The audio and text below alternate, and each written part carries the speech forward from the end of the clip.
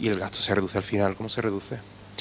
Y no es que lo permitan, es que lo promueven ellos, desde las entidades públicas, desde los ayuntamientos, y el sistema es perverso porque la ley de licitaciones, pues por lo visto siempre te comentan que es que no se puede poner un punto a favor o una circunstancia que favorezca y la libre...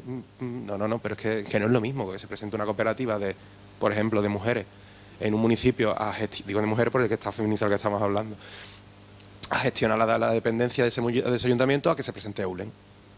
Pues no es lo mismo, porque esas mujeres van a hacer el trabajo, pero además se van a repartir el beneficio.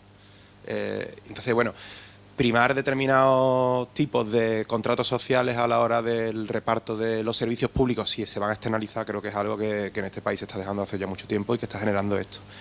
Y que además, ojalá me equivoque, pero hoy está feminizado y mañana estará racializado, porque es lo que va a ocurrir. No, bueno, en la infantil todavía no, pero en dependencia absolutamente. Entonces, quiero decir que al final esto es siempre, entre comillas, aplastar al que está por debajo. Al final es que llegará un día en que, como has dicho, ya es que no estamos atrayendo a las mujeres tampoco, claro, porque las mujeres también de aquí pues dicen, oye, pues yo al final aspiro a algo más, y llegará un día en que nuestras aulas pues se llenarán de familias migrantes, donde aspiran a eso porque eso les consuela como mejora de su situación anterior. Entonces, claro, esto es complejo porque yo creo que al final los que estamos en un mundo en el que vivimos eso, tenemos proyectos educativos además, es complejo. Trabajamos con escuela infantil, compañeras que forman y al final son autónomas pero que están destruidas y sobre todo además muchas veces con la mala conciencia de que no están dando un buen empleo a las trabajadoras que pueden tener, pero es que la realidad es que el contrato que tienen con lo público es que no les permite hacerlo, dar más. En Valencia, de hecho, algunas de las escuelas infantiles se bajaron de... Porque si la dual significa dual, pero sin recursos, no podemos pagar las prácticas, nos bajamos de esto, no podemos hacer formación dual. Porque somos una empresa de 2 mujeres, con todo el esfuerzo y toda la buena voluntad, pero sin un duro, ¿no? Y entonces el camino a la universidad a veces se usa, igual que el máster de secundaria, para mejorar las condiciones futuras de trabajo, no porque sea mejor o peor la universidad, pero es un itinerario formativo como cualquier otro camino que de repente pues estoy 2 años más formándome, ni tan mal, y además pues igual no tengo que sacar un 14 para entrar en magisterio y entro de otra manera, ¿no? Entonces, bueno, es una vía de acceso, pero pensando en ese futuro de, madre mía, voy a intentar tener algo de dignidad en mi trabajo. Y un dato también que has hablado de números, en Comunitat Valenciana en general, en ciclos formativos de grado superior, hay 55.000 personas. 29.000 son hombres y 26.000 son mujeres. En el grado de educación infantil superior hay 4.000 personas. 361 son hombres y 3.700 son mujeres. Pero nos vamos a mecánica, peluquería... Es lo mismo.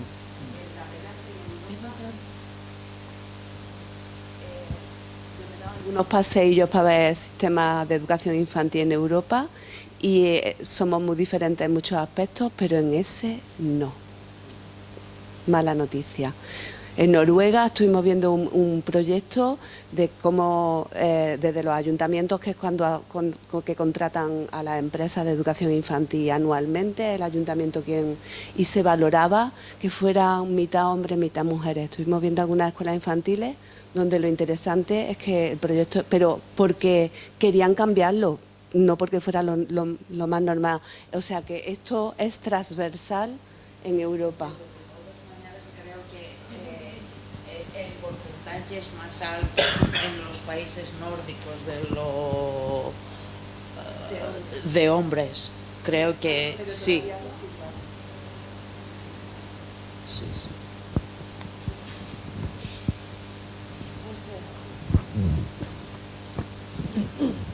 La clave no es que haya muchas mujeres o muchos hombres, es que cuando hay muchas mujeres las condiciones son peores. Y eso lo dicen los datos. Ese es el problema. Bueno, voy a dar un dato positivo para que nos animemos. Gracias. Porque el abandono es muy pequeño. Si lo estamos haciendo bien, ¿no? Jolín. Los que se quedan, se quedan. De que el 89% titulan, es de los más altos. Está por 12 puntos de la media de grado superior. O sea, eso lo estamos haciendo bien. Muy bien. Medallita. Bien, Porque bien. si no también nos deprimimos. Tenemos muchos desafíos, y no quiero banalizarlo, pero también se están haciendo cosas bien y puede ser también porque como las mujeres abandonan menos, pues también. Pero bueno, pero también porque igual tiene un punto vocacional y que el profesorado y los ciclos se están haciendo bien, porque es que la tasa es muy alta y eso no es casualidad. Lo malo no es casualidad, pero lo bueno tampoco. Entonces, yo creo que también hay que reconocer la labor que están haciendo los centros y el profesorado, ¿no? En ese sentido. Sí, vamos a dejarlo ahí, ¿no? Que efectivamente la labor del profesorado, pues las mujeres somos muy resilientes y muy empáticas, lo sabemos, ¿no? Frente Bueno, vamos a pasar. Cambiamos, si os parece, de temática. Ya llevamos casi 1 hora y media. ¿Cómo? Sí, cuando acabemos. Llevamos 1 hora y media hablando ya de investigación en FP Dual, hemos hablado de la feminización, bueno, del conocimiento, y ahora, si os parece, voy a lanzar una pregunta que si tuvierais la respuesta, pues estaríais en el ministerio correspondiente, y bueno, pero bueno, sois la mesa de expertas y expertos, así que os toca pronunciaros. La pregunta, y para el auditorio también, es saber qué piensa, en qué medida dualizar toda la FP es un reto alcanzable o deseable. Volvemos a la mañana. ¿Habéis abordado esto en la mañana? Sí. Bueno, pues Pero lo podemos ver, sí. probablemente en la mañana ha hablado una mesa y ahora vosotros mojaros un poco más, ¿no? A mí dejarme decir que es cierto, bueno, suscribo prácticamente todo lo que se ha dicho esta mañana porque creo que se ha dicho todo con mucha verdad, ¿no?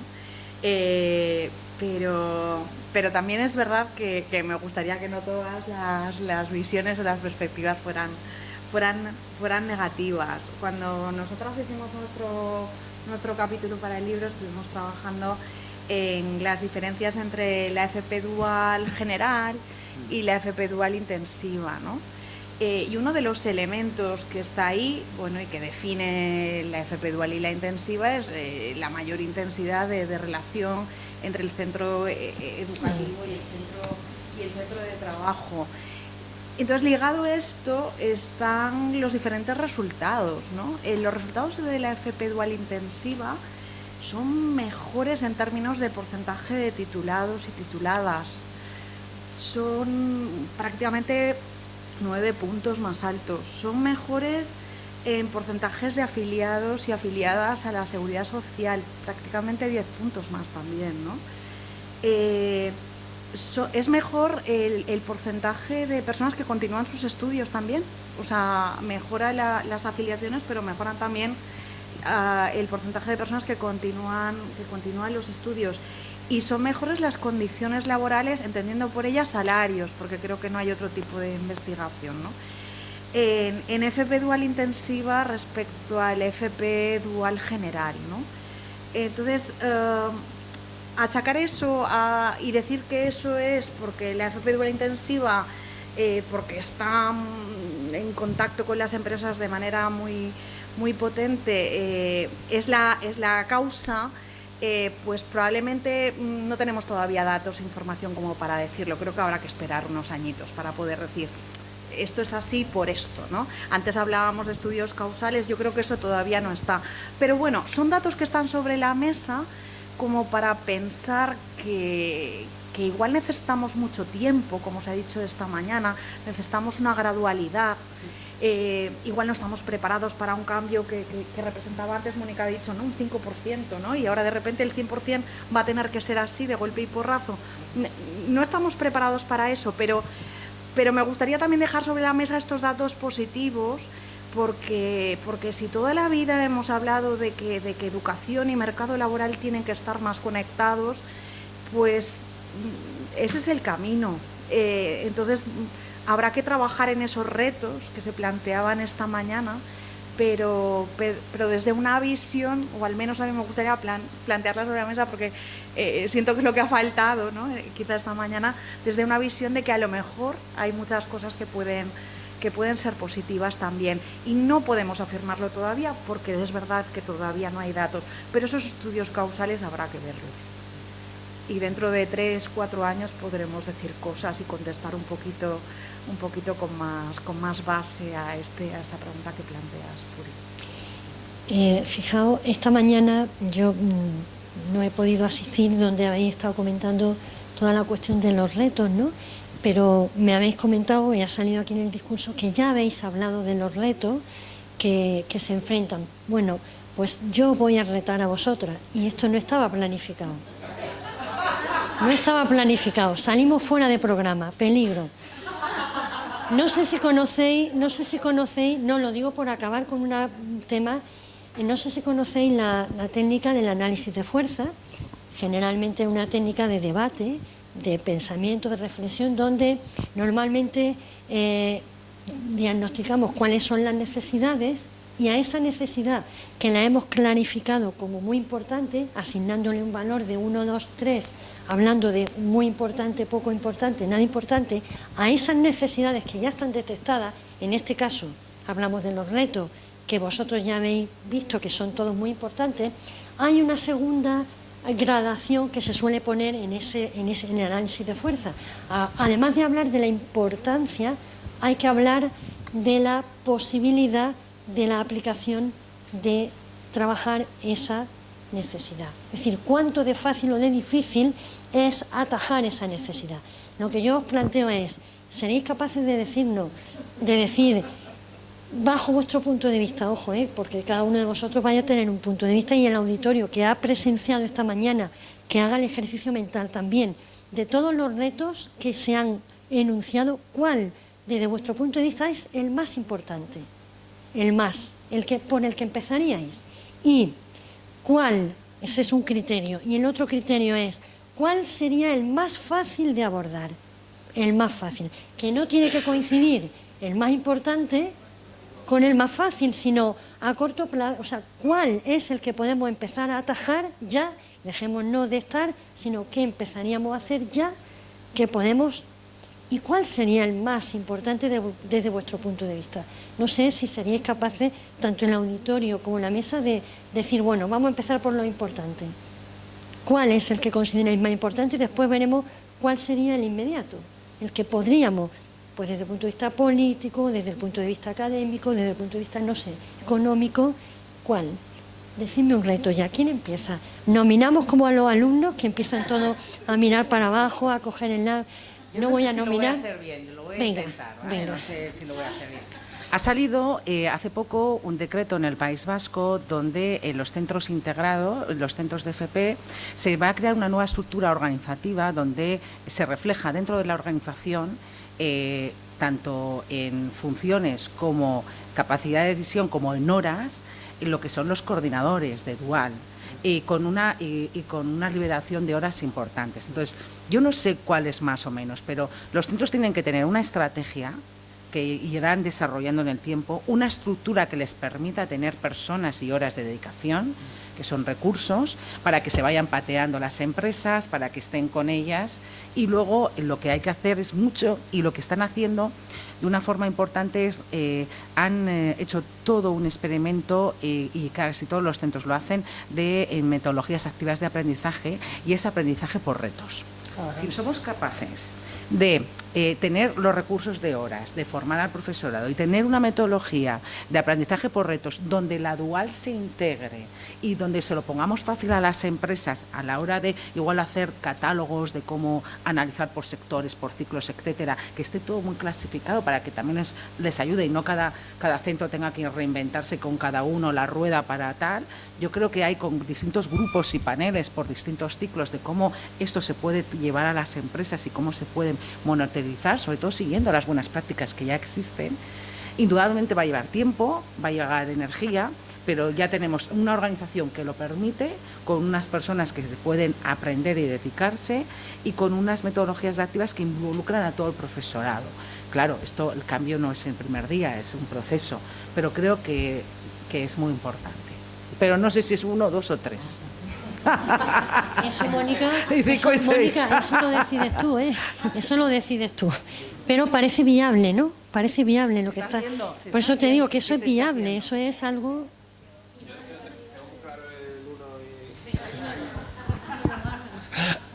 Tengo muy claro, porque además lo he comentado esta mañana, que, bueno, primero una introducción, no sé, a lo mejor yo me he expresado a lo mejor con una vehemencia, a lo mejor que ha parecido, me gusta la ley de dual, o sea, a mí me gusta. Lo que no hay son recursos para llevarla a cabo. O sea, pero no es una cuestión de que no me parezca una mala fórmula, creo que es la buena fórmula para trabajar el desarrollo de competencias profesionales, ¿vale? Pero claro, ¿a dónde voy? El importante que está lejos que ocurra, recursos y recursos públicos y que la administración se lo quede, porque todo lo que ha comentado Mónica pasa por los recursos, Y como eso, no sé si lo veré yo, pues por lo menos que haya, lo que he dicho esta mañana, una flexibilidad donde, ¿cuál es el reto? Que mi alumno esté en primero 100, 150 horas en un entorno, en un contexto laboral, déjame que yo lo organice. Dame flexibilidad, dame autonomía al centro, para que cada proyecto, porque es que no es lo mismo tampoco Sevilla, la provincia de Sevilla no es lo mismo Lebrija que Sevilla capital, y no es lo mismo Dos Hermanas que Los Palacios, aunque estén a 20 kilómetros. Entonces, deja que los centros sean autónomos en la toma de ese tipo de decisiones y de organización. El mismo objetivo, 150 horas de dual, venga, pero déjame que yo lo gestione, que yo te presente de cómo lo voy a hacer. Si nos dejan trabajar los centros de manera autónoma, es fácil. Que nos controlen después los inspectores, que para otras cosas nos controlan. Mira, justo lo que estaba comentando Álvaro, ¿no? En Valencia sucede, ¿no? Porque la desigualdad territorial y de acceso y de oferta que hay en la FP dual, especialmente en educación infantil, hace que muchos municipios tengan la oferta del ciclo formativo, pero no tengan empresas donde poder hacer las prácticas. Entonces sí que las coordinadoras han hecho un gran trabajo de localizar empresas y flexibilizar la oferta para poder hacer la formación dual, en el que hay estudiantes que vienen un lunes al instituto, tienen su formación, otros estudiantes pueden ir un martes porque pueden adaptarse a las necesidades tanto de la estudiante como de la empresa, como del territorio en el que van a desarrollar la FP dual. Por eso que podría ser fácil, puede ser fácil, se puede, ¿no? Y lo importante es meter recursos, dinero y apoyos para, ¿no? Y políticas para fomentar ese tipo de formación dual, que creo que no la queremos todas, ¿no? Los que estamos aquí, ¿no? La formación dual. No, yo iba a decir que uno de los, no sé si problemas, en general del sistema educativo en España es que cuando se intentan implantar reformas, en general tendemos a seguir un modelo muy escolar. Entonces, esta mañana se ha hablado de que el modelo de los institutos, el modelo del bachillerato, los tiempos, todo lo que se hace, lo que es la organización, pues claro, tiene que ser distinta en FP distinta a la del bachillerato o la de la ESO y toda esta serie de cosas, ¿no? Y esto lo unía, o también una reflexión que también hemos hecho algunas veces, que esto no pasa, por ejemplo, solamente en FP, sino que también cuando se ha generalizado la educación infantil, pues también se ha hecho siguiendo un modelo muy escolar. Entonces, educación infantil para todos, pues educación infantil para todos, perfecto, desde los 3 años, sí, pero con exactamente el mismo modelo, es decir, lo mismo que hay primero de primaria, segundo, tercero y tal, pues ahora 3 años, 4 años, 5 años. Entonces, creo que ese modelo escolar, que me entendéis, de lo que estoy hablando, lo mismo que cuando se han hecho reformas, que se han hecho reformas importantes en educación infantil, creo que se ha seguido excesivamente el modelo escolar, pues creo que también en FP habría que romper ese modelo escolar. Tampoco sé si es 1, 2 o 3 y si es difícil decirlo. Eso ya como es para nota ya. Va ganando porque tanto Álvaro como Carmen habéis coincidido en esa flexibilidad, ¿no? De la importancia de flexibilizar esta jornada, ¿no? ¿Alguna cuestión que queráis por aquí? Como deseable es que funcione como dice la propia propuesta, que debería funcionar. Sin embargo, creo que es el más lejano. Creo que el inmediato es que la flexibilidad que puedan tener los centros y la autonomía de los centros permita la adaptación al contexto. Me parece fundamental el comentario de el modelo escolar, no solo el modelo escolar, son las mismas los mismos edificios a los que yo iba, continúan existiendo. Mi hija estudia en el mismo instituto que estudié yo, que tiene legionela, que tiene podridas las tuberías, son los mismos centros desconectados, el panóptico, todo está ahí. Entonces creo que eso es lo más lejano y sin embargo lo más necesario. Lo inmediato es la autonomía de los centros para poder rehacerse, reinventarse, y creo que lo inmediato es lo que estamos haciendo aquí muy bien también, y el punto positivo, que es seguir investigando y seguir compartiendo con los centros la investigación, la transferencia, ¿no? Que sea compartiendo, que sea mutua la información de ida y vuelta, y que los resultados sean útiles para todo. Creo que ese es como el más posible o el más inmediato, y sin embargo el otro, el más lejano. No vamos al ministerio ninguna, ¿eh? No, desde luego no, y si se graba y va a YouTube, menos. O sea que bueno, la cuestión es que vamos, si queréis, a finalizar la mesa, y como os comenté, esto sí está dentro del programa, habíamos dicho que, sobre todo para el auditorio que está aquí, y finalmente se vaya a su casa, que se lleve alguna reflexión, que vosotros, cada uno de vosotros, ese mensaje se lo lancéis, ¿no? Para que salgan de casa, como si fuera una casa, mi casa, ¿no? Sí,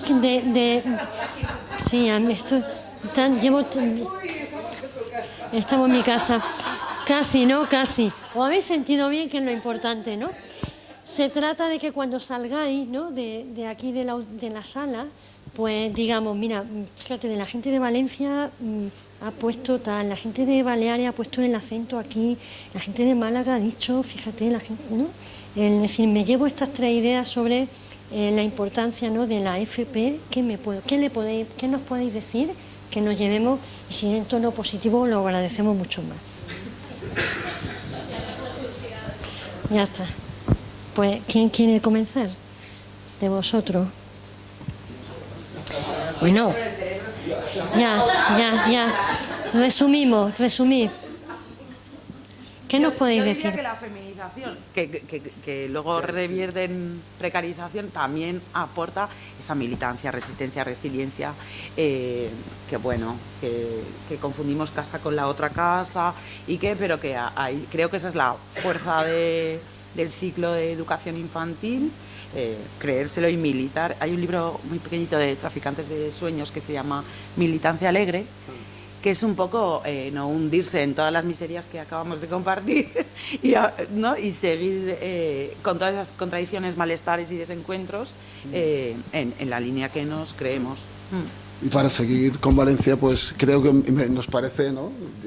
Y creo que lo hemos intentado plasmar también en el capítulo, ¿no? Que este debate sobre el cuidado creo que es mucho más amplio, ¿no? Es una manera de entender la sociedad de otra manera, ¿no? Poniendo a las personas en el centro, ¿no? Y vaya, me parece que va mucho más allá, ¿no?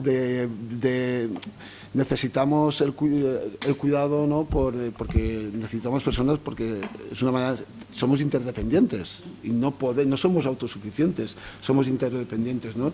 Y el cuidado, pues, es una manera de sostener las vidas, ¿no? Y me parece que esto también es importante. A mí lo que me gustaría decir es que si hemos pensado toda la vida que el FP era un poco el patito feo de la educación, que ahora que somos un poco los protagonistas, ¿no?, de un proceso de cambio, pues utilicemos esos retos como oportunidades. Eso simplemente. Yo por completar también, y también viene al caso con lo que han dicho los compañeros de Valencia. El otro día tuvimos como no sé si conocéis a Remedios Zafra, y nos hizo una conferencia en el marco de un curso que hacemos de coeducación, ¿no? Una especialista universitaria. Ella acuñó como un término que nos viene como muy adaptado, que era el malestar bueno. Malestar bueno, porque ella es muy intensa, ¿no? Si nos fijamos en el ámbito académico, en su último libro del informe, nos podemos cortar las venas todos los académicos, porque nos define mucho lo que pasa en la academia, ¿no? Y que fue y ella estaba presentando un libro, ella lo contó como una anécdota, son palabras que no son mías, pero que no vienen niqueladas y a veces hay que utilizar lo que han dicho otras personas. Sí, sí. Y que una mujer le dijo, y le dijo, pero es que tus libros me deprimen, solo me dices cosas negativas. Y ella le empezó a dar vueltas y vueltas y vueltas, y dice, es que hay veces que es necesario. Después fue a contestarle, a lo largo de los años fue a contestarle a esa mujer. Y yo creo que el malestar, ¿no? Ella el malestar bueno en el sentido positivo, ¿no? Un malestar, pero esto en el fondo nos hace ser más críticos, ¿no? Yo creo que de aquí de hoy sale una cosa muy importante, la crítica constructiva para el cambio, ¿vale? Y tener en cuenta que tenemos una ley que es cierto que sobre papel es muy buena, que todas las leyes necesitan un proceso gradual de implementación, necesitan recursos, necesitan ganas, recursos económicos, tanto personales, pero también ganas y motivación, ¿no? Y que una cosa también muy importante es la comunicación, la colaboración y lo que hemos hecho hoy aquí, ¿no? Y esto es un malestar bueno. Yo creo que ahora nos quedamos con un malestar bueno de, vale, pero ahora sabemos lo que tenemos que mejorar, ¿vale? Y por tanto yo creo que esto forma parte de la investigación, acción en educación, ¿no? Y cuando hablamos de investigación en educación, en formación e información profesional, yo me quedaría con eso. Negativo en clave positiva y es malestar bueno. Malestar bueno. No lo hemos hablado, pero tenemos una transición demográfica brutal en España. No tenemos jóvenes y entonces la dual quizá pueda ser la llave en educación infantil y en otros para que se valorice más a los profesionales, porque cuando ya no hay y tienes que competir por contratar porque hay pocas personas, pues muchas veces puede tener distintos efectos, pero en general se puede valorar más. Y yo creo que no se valora el cuidado de los niños, sobre todo de 0 a 3 años, y es estratégico porque estamos formando las nuevas sociedades. Entonces, creo que esto hay que valorizarlo y quizá la crisis demográfica nos ayude a valorizarlo más. Y creo que tenemos ahí una ventana de oportunidad.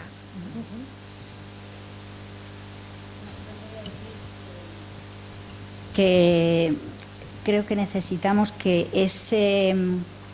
esos planteamientos que están en la ley y que muchas veces se escuchan acerca de la importancia de la FP y la importancia de la educación y tal, que se demuestren en la práctica,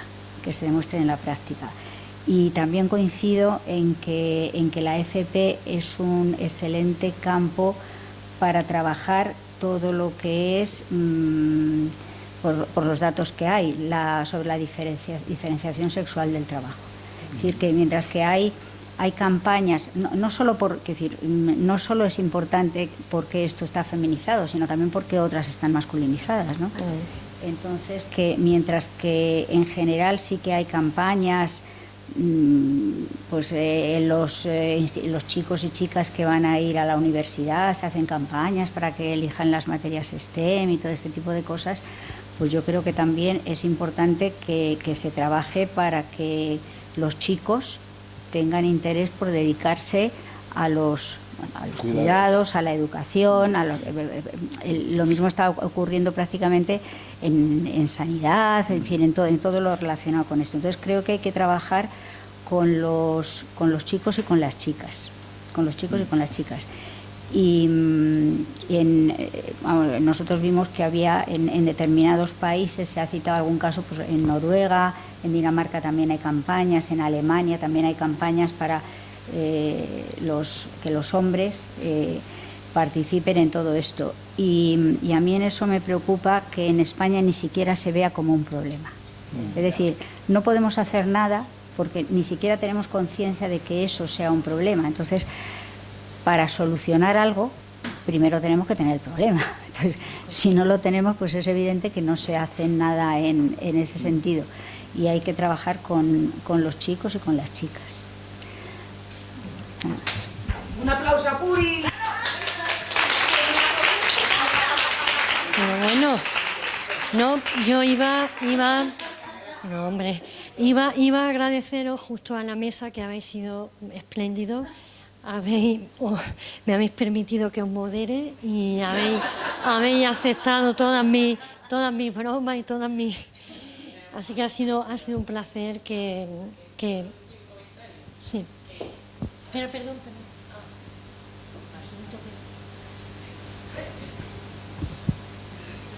porque vengo de un contexto donde la FP está, el mío personal, pues muy infravalorado, y es verdad que venir a esta jornada, bueno, y otra charla que nos dio Mónica, como que me ha servido para deconstruirme y valorarlo y mirarlo con otra perspectiva para ver si en un futuro pues alcanzo a lo que aspiro, que es llegar a la dirección o a la inspección o a lo que pueda, pues tener en cuenta esta nueva perspectiva que me habéis creado sobre la FP, que yo venía con un conocimiento totalmente distinto, con una mirada totalmente distinta, y siento que he aprendido un montón.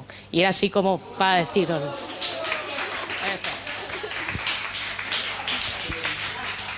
Solamente por esta pequeña transferencia que hemos logrado, merece la pena todo lo que se ha hecho y que haya... No, y no canto, que no canto. Si es broma, es para un poquillo de vidilla, nada más. No. Muchas gracias, como hemos dicho, a la mesa, muchas gracias al auditorio pues por también entrar en este juego que hemos tenido y bueno, por todo lo que hemos aprendido y aportado, y nos vamos súper satisfechas y satisfechos porque, bueno, han expresado un placer. Así que, bueno, pues damos por finalizada la mesa redonda. Muchas gracias. Pues muy buenas noches a todos y a todas. Bienvenidas a esta última sesión y conferencia de clausura de esta jornada, en la cual vamos a tener el gusto de escuchar esta conferencia titulada Educación y Cuidado de la Primera Infancia, la formación del profesorado en Grecia, que va a estar a cargo de la doctora Efstratia Sofou, más bien conocida y cariñosamente conocida como Tula. Ella es profesora asociada del Departamento de Educación Infantil de la Universidad de Ioannina, en Grecia, donde desarrolla docencia de grado y posgrado en ámbitos vinculados con la didáctica y la evaluación de educación infantil, así como la supervisión de prácticas y la formación inicial del profesorado. Su trayectoria académica y profesional se ha centrado en el estudio de los procesos de enseñanza y aprendizaje de la primera infancia, la evaluación y las políticas educativas comparadas. Ella es doctora por esta Universidad de Granada. Su tesis doctoral constituyó un estudio comparado entre Grecia y España sobre la cultura de la enseñanza y las condiciones laborales del profesorado. Esta perspectiva de educación comparada atraviesa buena parte de su obra posterior, tanto en relación con el análisis de las políticas de evaluación en educación infantil, como en el examen crítico de los marcos internacionales que condicionan la agenda educativa.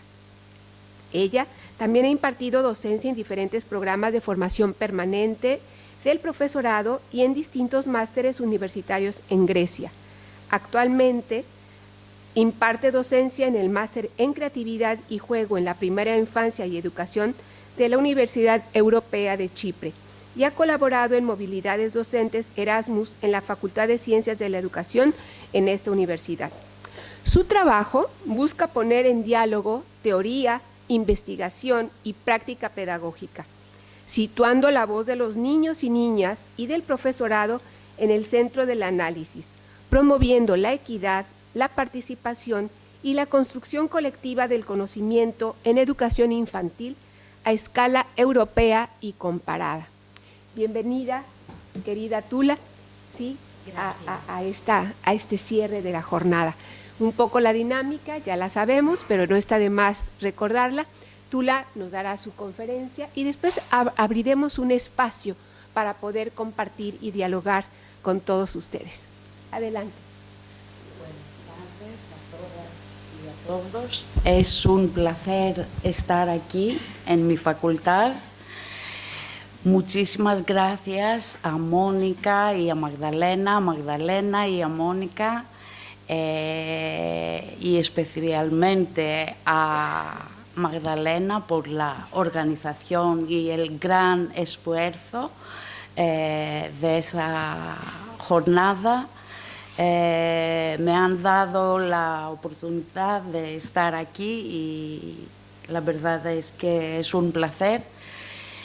Os pido disculpas por mi español con el acento griego, pero haré todo lo posible para que nos entendamos. Pues no voy a hablar de la formación profesional dual en la educación infantil porque en Grecia no existe este modelo. Hay unos casos de formación profesional dual, pero solo en el ámbito de estudios de turismo y de este tipo, no de educación infantil. Entonces, mi ponencia va a centrarse en la formación profesional de los maestros y maestras de educación infantil y además la formación de los educadores infantiles, porque Grecia representa un caso singular, mantiene una división estructural entre el ámbito del cuidado y el de la educación. Una división que no es solo administrativa, sino también es ideológica. Por eso el objetivo de esta presentación es analizar cómo se configuró este sistema dual, cómo ha evolucionado la formación del profesorado en los distintos niveles y qué retos existen hoy para avanzar hacia un marco más integrado de educación y cuidado. Al principio me gustaría centrarme en la estructura del sistema griego de educación y cuidado de la primera infancia. Y aquí en esta diapositiva podéis ver el sistema griego de educación y cuidado que está formado por dos subsistemas claramente diferenciados. El primero, dedicado al cuidado de los niños y niñas de 0 a 4 años, depende del Ministerio del Interior y de los municipios. No es obligatorio, carece de un currículo nacional y su enfoque se centra sobre todo en el bienestar y la atención básica.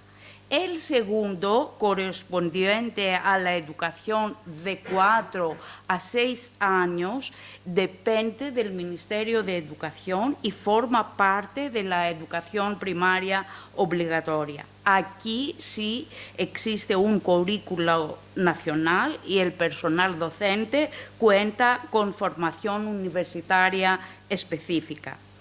En resumen, aunque ambos niveles pertenecen a la misma etapa vital, funcionan bajo ministerios y culturas profesionales distintas, reflejando una separación histórica entre educar y cuidar que sigue marcando la formación del profesorado en Grecia. Nos centraremos ahora en el origen y la evolución histórica de la educación infantil en Grecia, junto con la formación del profesorado, o sea, a la etapa de edades de 4 a 6 años. El origen infantil en Grecia surge en el siglo XIX junto con la formación del Estado griego moderno. En ese momento, el nuevo Estado buscaba construir una identidad nacional y modernizar la sociedad siguiendo modelos europeos.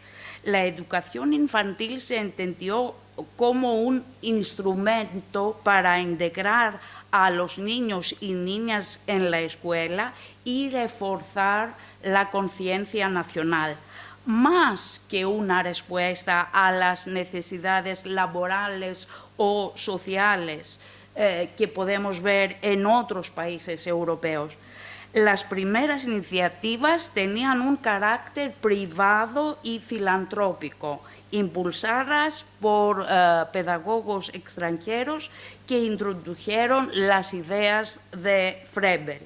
En resumen, los inicios fueron urbanos, elitistas y de influencia extranjera sin reconocimiento estatal.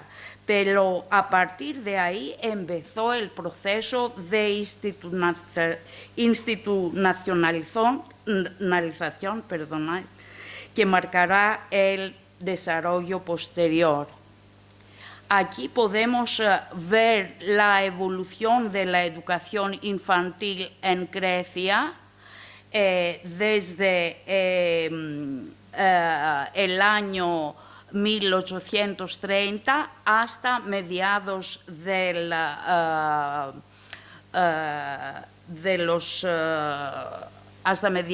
siglo XX, y podemos ver cómo la primera institución fundada por en Siros, en una de las islas Cícladas, se ha fundado por extranjeros y después se ha trasladado en Atenas, y a mediados del siglo XX, cómo se han institucionalizado las primeras escuelas superiores de magisterio.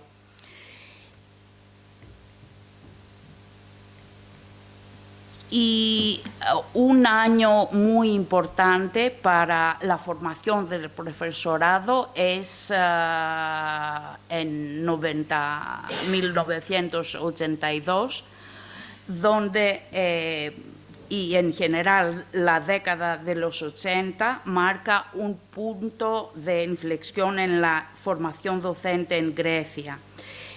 Una nueva ley transforma las antiguas escuelas de magisterio en departamentos universitarios, integrándolos en el sistema de educación superior. Pocos después se crean los departamentos de educación preescolar y primaria, lo que supuso el reconocimiento de la formación docente como un campo científico y académico, y no solo técnico o profesional. Este cambio no fue sencillo. Coexistieron durante varios años las escuelas de magisterio y los nuevos departamentos, y hubo debates sobre el estatus científico de la pedagogía frente a otras ciencias sociales. En los años 90, la formación del profesorado en Grecia entra en una etapa de expansión universitaria. En pocos años se multiplican los departamentos de educación preescolar, lo que demuestra el creciente interés por el campo, aunque sin una planificación clara. Esto provocó diferencias notables entre departamentos en cuanto a recursos, orientación académica y prácticas formativas. Al mismo tiempo surgió un debate clave: ¿debía la formación centrarse en la práctica docente o en la investigación y la teoría pedagógica? Este dilema reflejaba una tensión más profunda: la búsqueda de legitimidad científica de la educación dentro del mundo universitario. En consecuencia, los departamentos siguen moviéndose entre dos polos: la ciencia y la práctica, la universidad y la escuela. Esa dualidad sigue definiendo hoy la identidad de la formación docente en Grecia.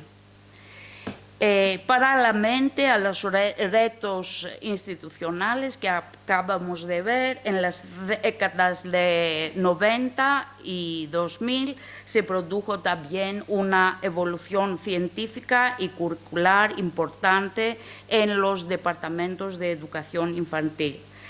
Poco a poco los departamentos consolidaron una identidad científica propia con producción de investigaciones, tesis y publicaciones, lo que permitió su reconocimiento académico tanto a nivel nacional como internacional. En definitiva, fue un paso decisivo hacia la madurez académica del campo de la educación infantil en Grecia. Los departamentos de educación infantil hoy en día, Grecia cuenta con 99 departamentos universitarios de educación preescolar repartidos por todo el país. Todos ofrecen programas de 4 años, equivalentes a 240 créditos, y el acceso se realiza a través de los exámenes panhelénicos, uno de los sistemas más competitivos de ingreso a la universidad. La gran mayoría del alumnado son mujeres, lo que mantiene el fuerte carácter femenino de la profesión. Cada departamento tiene autonomía académica, diseña su propio plan de estudios y decide la estructura, las asignaturas y las prácticas según su perfil y sus líneas de investigación. Esa autonomía genera también diversidad, mucha diversidad.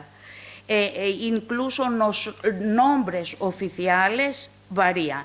9 departamentos, pero 6 denominaciones distintas, lo que refleja la pluralidad del campo. En conjunto, el sistema es maduro y descentralizado, combina la autonomía universitaria con una fuerte continuidad respecto a la tradición nacional en la formación docente. ¿Estáis cansados? Espero que tiene algo de interés todo lo que cuento. Pues vamos a ver las prácticas que creo que tienen más interés y más cosas comunes con lo que hemos hablado hasta ahora. Pues en todos los departamentos de educación preescolar, las prácticas son uno de los ejes más importantes de la formación. Se conciben como un espacio de encuentro entre teoría y práctica, donde los futuros maestros y maestras construyen su identidad profesional. Cada departamento organiza sus prácticas con cierta autonomía. Varían en duración, estructura y carácter obligatorio.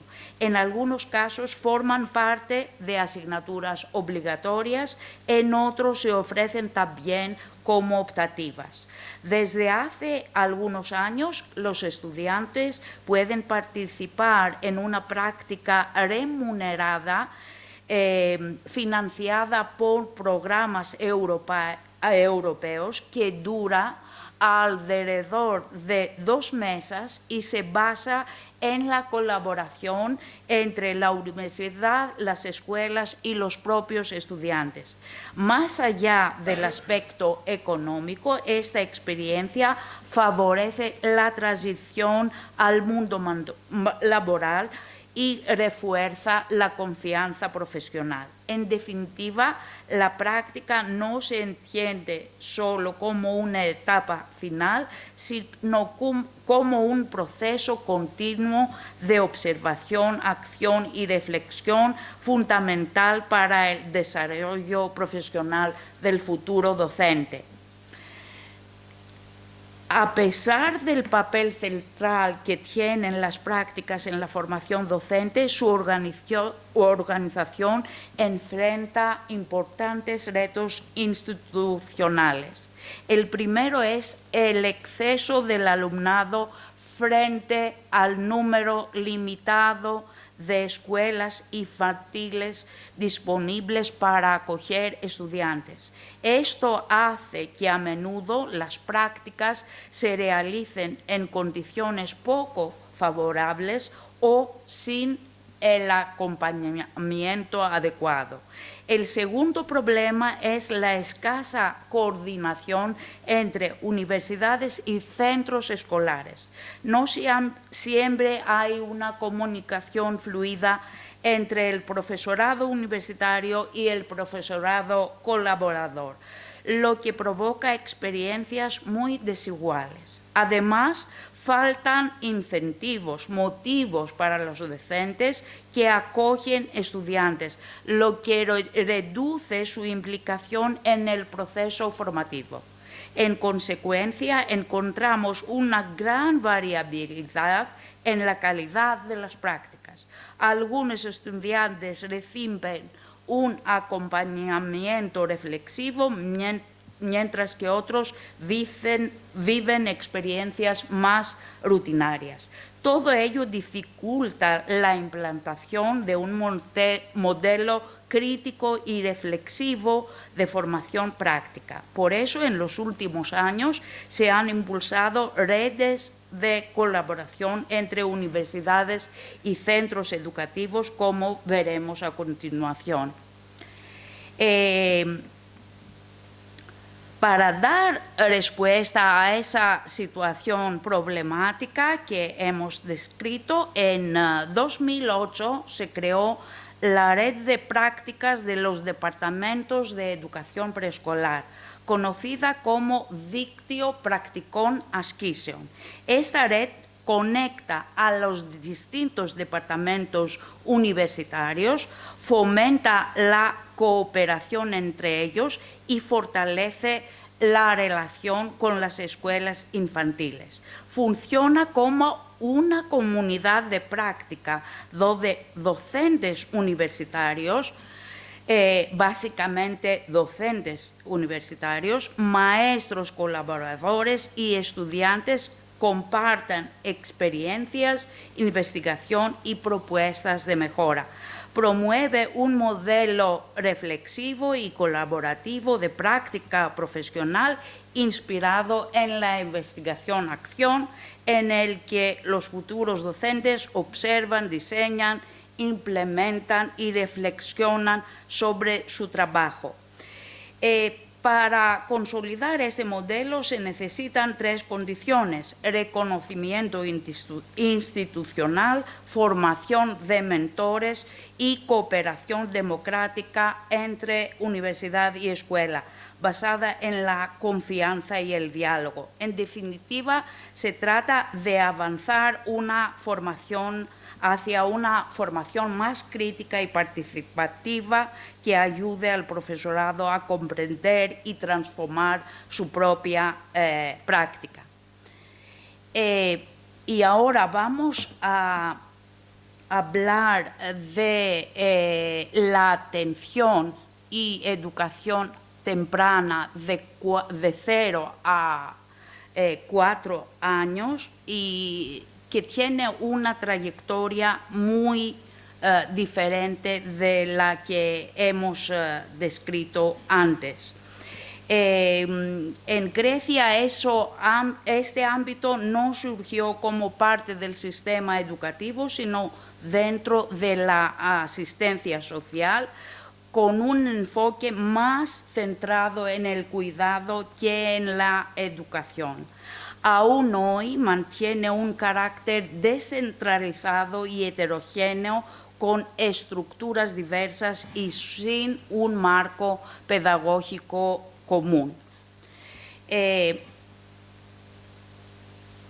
Las primeras guarderías surgieron a comienzos del siglo XX, impulsadas otra vez por iniciativas privadas y filantrópicas, con una función principalmente asistencial, cuidar a los hijos de las familias trabajadoras. A partir de 1926, el Estado empezó a reconocer oficialmente estas instituciones, pero el enfoque continuó siendo más social que educativo. Con el tiempo, la responsabilidad pasó al Ministerio del Interior y las autoridades locales, lo que supuso una cierta descentralización de la gestión. Sin embargo, nunca se desarrolló una política educativa unificada ni un currículo nacional para los centros de atención temprana. Como resultado, el sector de 0 a 4 años se consolidó como un subsistema fragmentado y desigual, tanto en la calidad de los servicios como en la formación del profesional.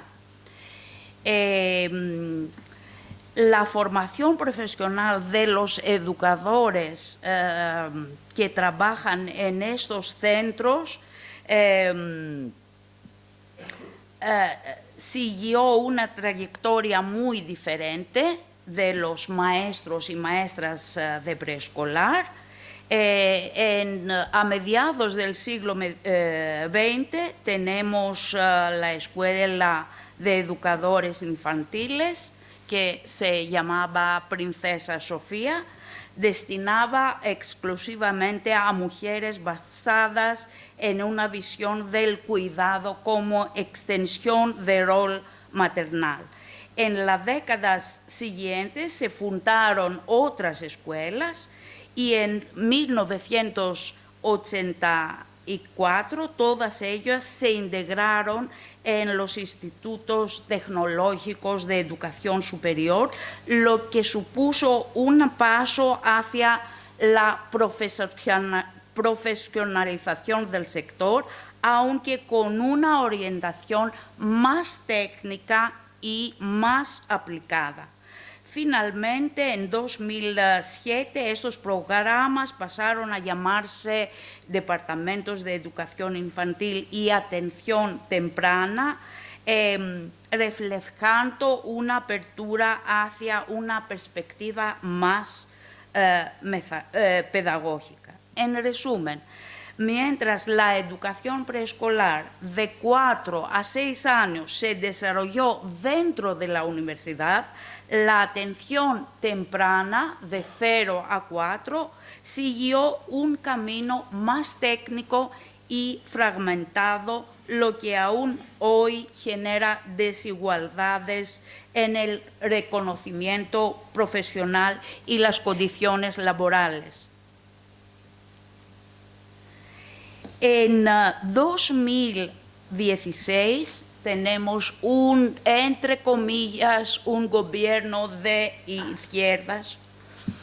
Se abrió un diálogo nacional que subrayó la necesidad de un marco común de 0 a 6. Pero un año más tarde, al aprobarse la ley que hacía obligatoria la educación infantil, la educación a partir de los 4 años, la idea de unificar el sistema prácticamente desapareció de la agencia. Las reacciones fueron inmediatas. La Asociación Panhelénica de Educadores Infantiles apoyó la integración. Los que trabajan en los centros de 0 a 4. Mientras los sindicatos de maestras y maestros de educación infantil de 4 a 6 y los departamentos universitarios expresaron su rechazo. Yo también he expresado mi rechazo. Os explico por qué. Porque no había una política educativa razonable. Y por eso temíamos que la unificación implicara una pérdida de estatus profesional y una reducción de la calidad pedagógica al abrir la puerta a personal sin formación universitaria. La falta de diálogo y de confianza entre todos estos actores, junta, y este es el gran problema, junto con la ausencia de una estrategia coherente por parte del Ministerio de Educación, hizo que el proyecto se deslegitimara antes de nacer. Este episodio muestra que la división entre educar y cuidar sigue siendo una barrera profunda para cualquier reforma estructural en Grecia. Y tras el debate sobre la unificación, el gobierno optó por una solución alternativa. En lugar de crear un sistema integrado, impulsó la academización del sector del cuidado infantil. Entre 2018 y 2019 se crearon 3 departamentos universitarios de educación y cuidado en la primera infancia en las universidades de Ática Occidental, Ioánnia y Salónica. Y ahora tenemos, por una parte, los 9 departamentos de educación infantil y 3 que es de educación y cuidado en la primera infancia. Estos nuevos programas de 4 años de duración combinan teoría, investigación y práctica profesional, representando una transición histórica del modelo asistencial hacia una formación universitaria reconocida. Sin embargo, la coexistencia de 2 trayectorias separadas sigue generando desigualdades simbólicas y prácticas. A pesar de los avances, la falta de una política intersectorial coherente y de un diálogo sostenido entre los actores limita aún la posibilidad de construir un sistema realmente integrado y de calidad. Los retos de futuro pasan por fortalecer la colaboración institucional,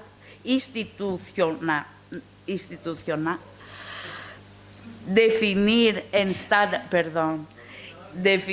estándares comunes y promover una visión compartida de la infancia que supere las divisiones históricas entre educación y cuidado. Y hemos llegado a las conclusiones, una síntesis de los desafíos estructurales y perspectivas del futuro. En el caso griego tenemos los desafíos estructurales del sistema de educación y cuidado en la primera infancia, que reflejan una larga historia de fragmentación, tanto institucional como simbólica. Por un lado, existen 2 subsistemas diferenciados, con trayectorias separadas y sin una política común que articule la educación y el cuidado. Además, el carácter centralizado del sistema educativo dificulta la continuidad de las reformas y la adaptación a las necesidades locales. Y finalmente, el hábito del cuidado infantil sigue ocupando una posición subordinada, más asociada a la asistencia social que a la educación, lo que perpetúa una desigualdad simbólica dentro del propio sistema. Quiero parar aquí.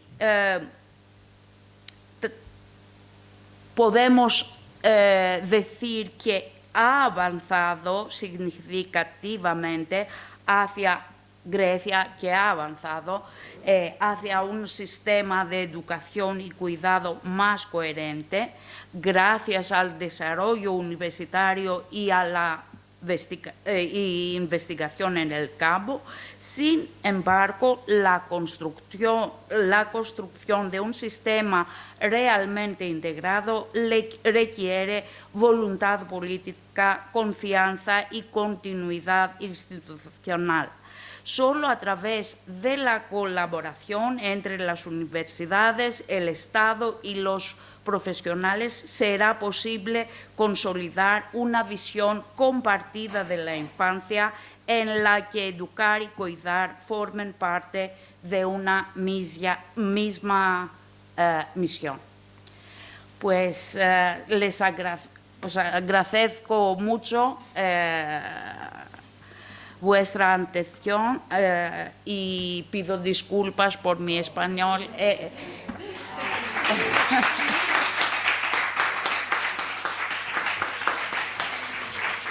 Y también que no es exactamente el hábito sobre lo que hablábamos hasta ahora, que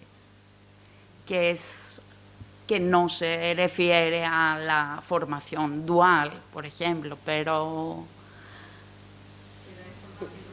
es formación profesional. Muy bien, pues muchísimas gracias, Tula. Creo que, como ella dice, aunque no es exactamente el tema, pero creo que ha tocado puntos muy sensibles y muy claves de esto que se está hablando, ¿no? Entonces, no sé si alguien tuviera alguna pregunta, comentario para Tula. Puri.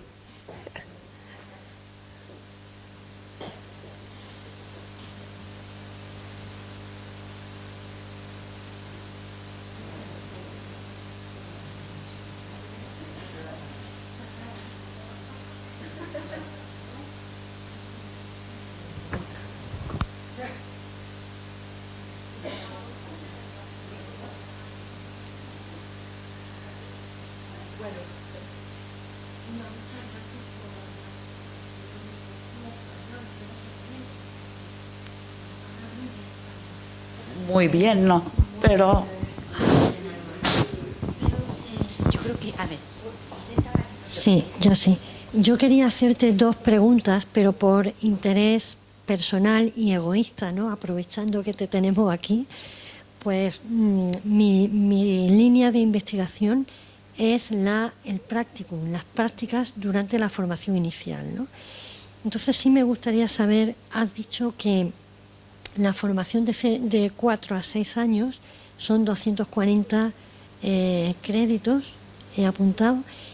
¿Cuántos créditos se dedican a la conexión con los centros escolares, al practicum, a las prácticas? Mira, yo... Y la misma pregunta para de 0 a 4, en las 3 universidades que has comentado, que quisiera saber si también hay esa conexión con la práctica y cuántos créditos, en qué curso se hacen esas prácticas y cuántos créditos son. Y después te hago la segunda pregunta. Puedo informarte muy bien de la etapa de 4 a 6. Como ya he dicho, hay una desconexión entre los dos tipos de departamentos, o sea, que no sé exactamente cuántos créditos tiene el practicum. Lo que sé muy bien es que dura mucho más que el practicum que tenemos nosotros en nuestros departamentos. Como dije, en los 9 departamentos el practicum se diferencia mucho. O sea, en Ioannina, en mi universidad, que yo soy responsable del practicum que está en el 4º curso, tenemos 10 créditos para la asignatura. El practicum dura un mes. Y hay muchísimos problemas con el practicum, porque yo soy sola, no hay otro personal, y tengo 300 estudiantes.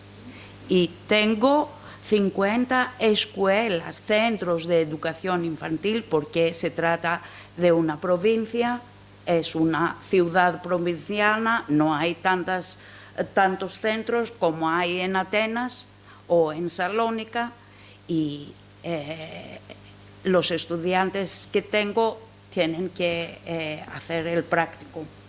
Y yo no puedo ayudar, nadie puede ayudar, es un gran problema. 10 créditos. Ahora, otros departamentos tienen otro modelo de prácticas. Empiezan desde el primer curso hasta el 4. Pueden tener 2 semanas y no un mes entero como tenemos nosotros o sea que hay distintos tipos de modelos y distintos créditos. Y la segunda pregunta que quería formularte es, en tanto de 4 a 6 como de 0 a 4, ¿en el plan de estudios hay alguna asignatura que haga referencia a la ética profesional? Sí, hay. ¿Cómo se titula la asignatura? ¿En qué curso se da la asignatura? Es una asignatura optativa en mi departamento y se da en el tercero, en el curso. ¿Cómo se titula? ¿Cómo se nomina la asignatura? ¿Cuál es el nombre? Más o menos. Y ahora deontología, no sé. Es lo mismo, es igual. Ética y deontología en la educación infantil, en la investigación. Vale. Gracias. Sí. ¿Alguna otra pregunta? ¿Algún otro comentario?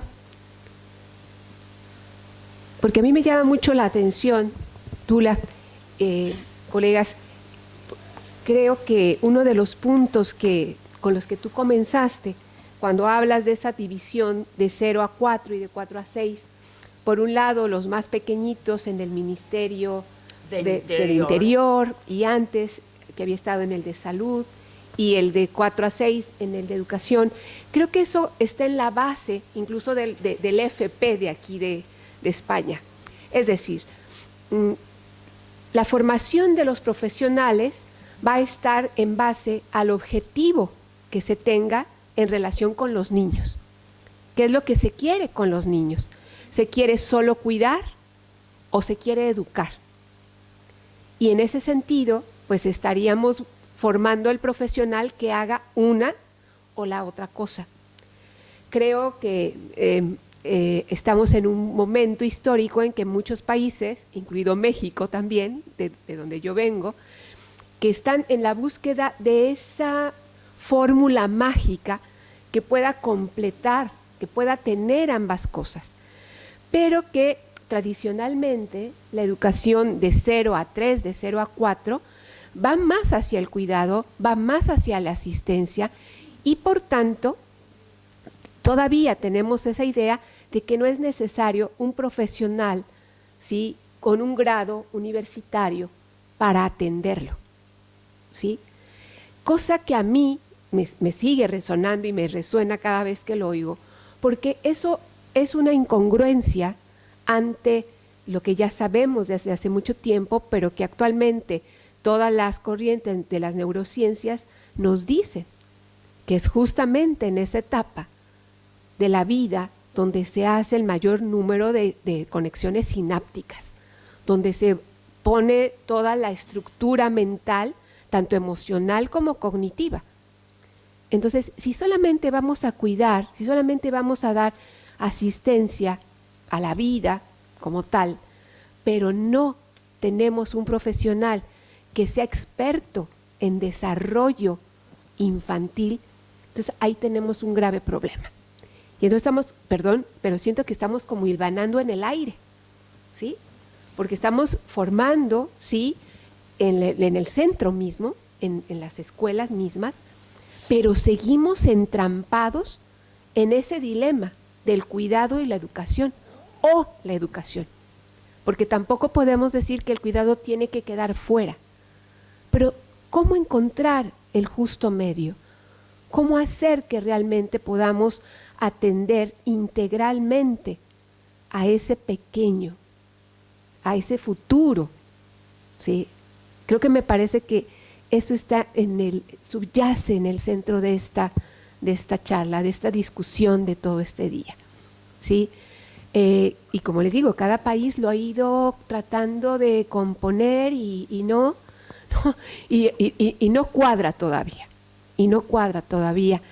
y luego tenemos otro tema que también lo retomo de la conferencia que nos ha dado maravillosamente Tula, que es esta parte de la sociedad. O sea, los padres, las madres de familia, ¿qué es lo que esperan de esa educación de 0 a 4 y de 4 a 6? ¿Sí? ¿Qué es lo que nos están demandando? ¿Qué les gustaría? Porque si solamente quieren una guardería para guardar a su niño, bueno, pues está bien, quizás está lo que se ha estado haciendo, pero ¿será eso lo que realmente quieren las familias? Creo que también aquí nos falta darle voz a otros actores, ¿no? Pero se forman los padres, o sea, es, creo, responsabilidad del Estado de formar a los padres, de cultivar ese concepto de la importancia de la educación de sus hijos y no solo el cuidado. Y creo que también tenemos que decir que España ha sido de los primeros países que han integrado el cuidado y la educación. O sea, en España existe un currículum nacional de 0 a 6, que es un reto, porque hay países europeos que están en la misma situación que estamos en Grecia, cuidado y educación. A ver.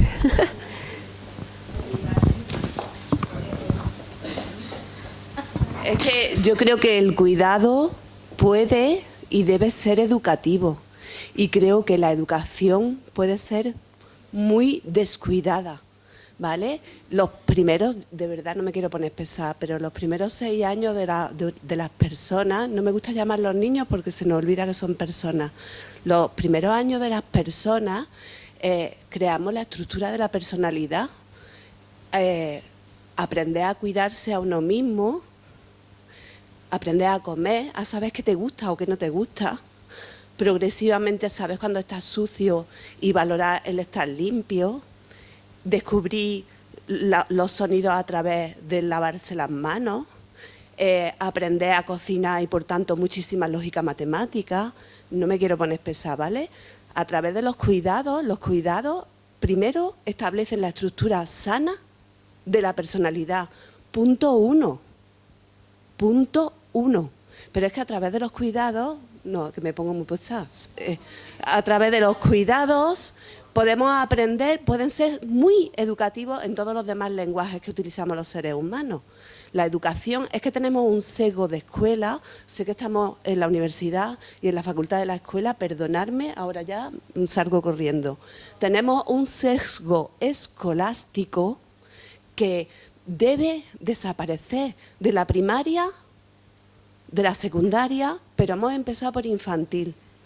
Y en formación profesional hacemos otras cosas con mucha dificultad porque hay un peso de lo escolástico, pero es que la primaria y la secundaria deberían de huir ya de una vez de eso, porque lo aparentemente educativo a veces no es nada formador. Sí, pero tampoco, hablo del caso griego, tampoco el cuidado que hablas, en concepto del cuidado que hablas, se da importancia. O sea, ojalá, pero no es así. No es así. Yo es que por alusiones, es que además coincide que tengo una niña de 2 años escolarizada en una escuela infantil y soy padre de la etapa de 0-3 aquí en España. Entonces, y como encima me dedico al ámbito educativo, pues todavía lo tengo más presente, ¿no? Mi escuela infantil a la que he podido elegir llevar a mi hija no cuida, o sea, cuida, pero cuida en el sentido amplio que estaba comentando. Carmen, yo cada día, cuando veo los documentos que nos envían de los trabajos que han hecho, ahora he estado mirando fotos y demás, me retuerzo por dentro de pensar la situación laboral que tienen esas profesionales. Porque al final yo sé el trabajo que hay detrás como docente cuando tú diseñas, preparas, trabajas. Y en la escuela donde va mi hija alumna es que la estimulación que tiene es brutal. Brutal. Y cómo planifican el trabajo. Y en su gran mayoría son profesionales de educación, de formación profesional, perdón.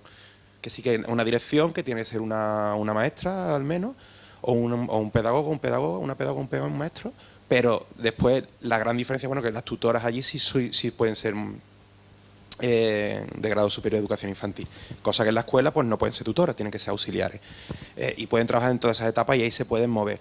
Pero es cierto que, ya os digo, yo el trabajo que veo en las escuelas y en las que entiendo que las escuelas cada vez tienden más, porque las escuelas que están siendo, al menos en mi entorno, meramente asistencialistas, se están quedando sin alumnos.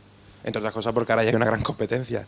Ya no es como que hay que llevar... ¿Dónde queda sitio? No, es que ahora hay sitio en muchas escuelas. Y creo que eso es una batalla donde eso sí se está ganando. Los padres no queremos una escuela donde me guarden a la niña. No, al contrario, si es que lo bueno que tiene el sector de infantil es que es libre de esa estandarización, sistematización que existe. Bueno, libre quiero decir que no tiene los mismos componentes. Por lo menos no hay notas, por lo menos hay una serie de cuestiones que se pueden salvar de otra manera. Entonces, eso ya es mucho más difícil en un 3-6, porque ya empezamos con otras historietas. Y el 0-6 lo bueno que tiene es que hay más libertad. Igual que yo digo también, la FP básica, yo hago lo que quiero. El padre está feliz porque el niño viene a clase y no se queja. Y dice, uy, mi hijo ahora va todos los días a clase, eres Dios. Y claro, lo bueno que también tiene eso, ¿no?, del sistema, es decir, cuando te permites quitarte un montón de cuestiones estructurales y te permiten hacer cosas que tú entiendes como docente y como profesional que es lo que necesita esa persona, más allá de lo que diga un currículum en un determinado momento, ¿no? Y se individualiza más y se puede atender mejor a las necesidades diferentes. Muchas gracias. Allá atrás querían comentar algo.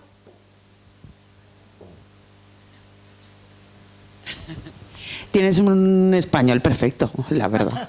Habría que escucharnos en griego, aquí a la mitad del ganado. Me parece súper importante el concepto de cuidado, porque creo que el que entendemos aquí, ¿no?, en este privilegio que compartimos, es este que habéis explicado, y sin embargo, pues igual para muchas familias el cuidado es la atención de necesidades básicas. Y por eso las escuelas infantiles, con mucho esfuerzo, se tratan de llamar escuelas infantiles por luchas, militancias y reivindicaciones, pero venimos de la historia de las guarderías, que por otro lado lo que hace es compatible la vida con el trabajo, ¿no? Y luego respecto a lo de las familias, pues lo malo es que las familias, los padres y las madres, pues las criaturas, las personas pequeñas no las eligen, y entonces habrá algunas que se preocupen por a qué escuela llega mi hija o qué proyecto hay en la escuela de mi hija, pero yo tuve la suerte que la escuela pública debajo de mi casa, pues bien, me gustaba el proyecto que tenía.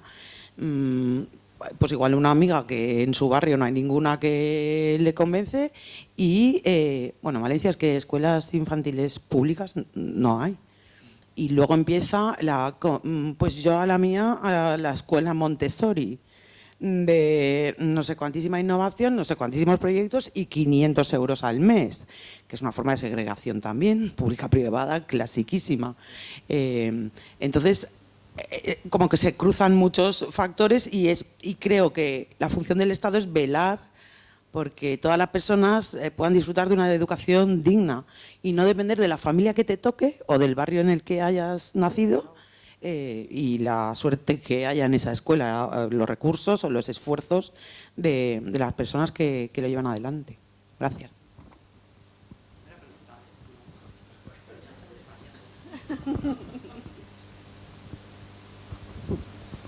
Gracias. Tula, yo te quería preguntar, ¿tú consideras que esta política que tu país, que tú nos comentabas, ¿no? que vamos, lo han intentado, han estado haciendo cambios, ¿es suficiente para ir mejorando? No, ¿qué va? No, ¿qué va? No es suficiente. Además, es por culpa del Ministerio de Educación que no ha sido posible esa integración, porque no tenía una estrategia coherente para todos los actores se dialoguen y se sientan a una mesa a hablar y por eso. Es un gran problema tener dos tipos de departamentos de la misma etapa. Es un desastre, claro. Y un poco la misma pregunta ahorita que Álvaro comentaba en cuanto a la situación salarial.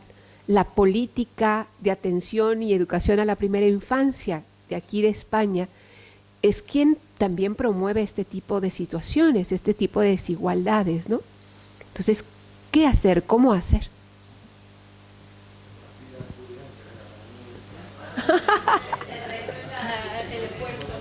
A esta hora esa pregunta ya acabo, ¿no? Bueno, efectivamente. ¿Quieres que responda Álvaro? No, ¿quién? Bueno. Es una... Pero no cambia, o sea, el 2-3 es gratuito, pero no cambia el sistema. O sea, sigue habiendo convenios con escuelas privadas, convenios que son ridículos, que sí que yo como ciudadano, mi hija 2-3 no tengo que pagar. En el horario de 9 a... creo que es de 9 a 1. Sí, no, pero si pides el comedor ya te da más horario, pero claro, si no comes, entonces realmente es complicado también. Te incluye la atención, digamos, educativa, que la llaman, y después ya, pues, si quieres comedor, pues lo tienes que pagar aparte y demás. Entonces, que está bien, es decir, que yo el año pasado pagué 200 euros de escuela en una conveniada porque me dieron el 14% de descuento o algo así por mi situación económica, y este año pues me he encontrado que he tenido que pagar 25 euros, que como ciudadano quiero decir, lo puedo como pero conociendo el sistema sé que eso al final es tapar lo que hay detrás. Yo no sé si algún día a lo que es el nivel reconocimiento laboral y demás, pues la escuela de infantil de 0-3 se adaptará al modelo del 3-6. Ya pasó con el 3-6 cuando antes no lo era. Con las cosas, con los miedos que da también eso, ¿no? Como hablamos antes de qué es lo que se va a hacer entonces, ¿no? Y esa gestión que se hace ahora dentro de la escuela infantil, cómo se puede trabajar. Pero es verdad que es muy estructural, como yo ahora mismo yo no sé decirte ni la más fácil. La más difícil sí, pero la más fácil no me sale. Muy bien, pues muchísimas gracias a todos. Muchas gracias, Tula, por el esfuerzo, por compartirnos, y a todos ustedes, muchas gracias. Muy buenas noches.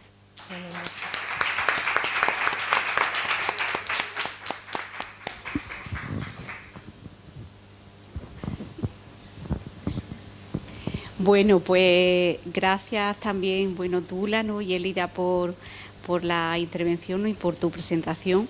Desde luego sí que, ¿no? Un español diría, ¿no? Que bueno, muy genial, ¿no? Y bueno, te permite en ese sentido también establecer, ¿no?, comunicación, y en otras ocasiones cuando también ha participado en alguna actividad con el estudiantado de educación infantil, que en ese sentido, pues bueno, ha establecido una temática que bueno, que quizá en otro momento, ¿no?, de cómo hacer partícipe a niños y niñas en el desarrollo de procesos de investigación. Y ahí tiene también, pues bueno, un desarrollo sumamente importante y significativo. En cualquier caso, para concluir, ¿no?, la sesión de la jornada del día de hoy, en primer lugar, mostrar, pues bueno, agradecimiento, la gratitud creo que compartida, ¿no?, en este caso por todas las personas que habéis asistido, que habéis en este sentido posibilitado con vuestras reflexiones también el espacio compartido, ¿no?, desde el ámbito, por supuesto, de la academia, el ámbito de los centros educativos, el estudiantado, y en general también, pues bueno, a compañeros y compañeras, ¿no?, que han posibilitado, ¿no?, también el espacio, ¿no?, de moderar, ¿no?, y de estar partícipe en el desarrollo, sí, de dinamizar de la actividad que se ha planteado. Desde luego, creo que bueno, se ha puesto, ¿no?, en evidencia los retos, desafíos, ¿no?, que tenemos pendientes, y los cuales algunos de ellos quizás tengamos que seguir en ese proceso de investigación, estableciendo, por supuesto, también sinergias colaborativas. Y, por supuesto, también otra de las cuestiones, ¿no?, el establecimiento, ¿no?, de esa continuidad y del vínculo con los centros, ¿no?, en este caso de formación profesional, que también son agentes clave, ¿no?, y partícipes, ¿no?, en todo el proceso, en este caso, de lo que se está desarrollando. Nos queda, pues bueno, una continuidad en ese trabajo. Confiemos que ya este año quizá no, pero de cara al próximo año, ¿no?, podamos restablecer esa posibilidad quizá de una continuidad con solicitud de nuevo proyecto de investigación, y bueno, cerraremos memoria y estaremos, por supuesto, ¿no?, en comunicación para algunos pendientes que todavía tenemos presentes.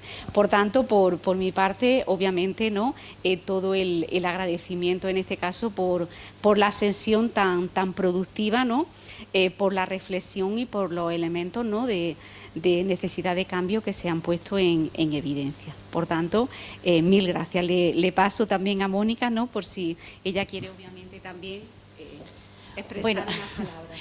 Claro, yo ya sabiendo la hora que es, el día que llevamos, pues no me queda aportar mucho más de lo que ya habéis dicho, ha dicho Magdalena, simplemente manifestar profundamente mi agradecimiento a todos los que habéis participado activamente. Creo que ha sido una jornada tremendamente fructífera. Creo que hemos sido capaces de identificar retos que tenemos no solamente en el ámbito de la formación profesional, también en este último caso, Tula, con tu aportación desde la universidad, porque al final el formar, el educar, en la educación, en la etapa de educación infantil, no es solamente cuestión de formación profesional.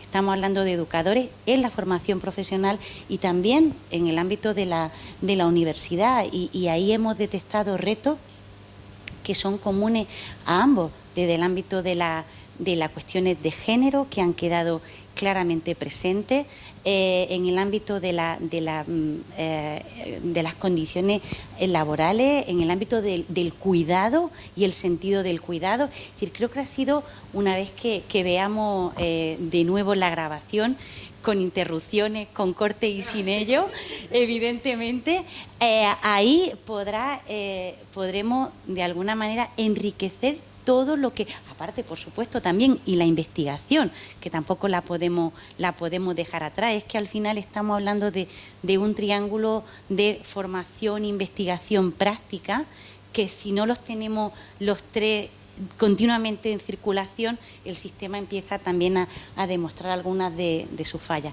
No quiero despedir sin ese malestar positivo que también se ha dicho, por supuesto, así que creo que también ha habido ambas cosas, ¿no? Ha habido un malestar, una crítica,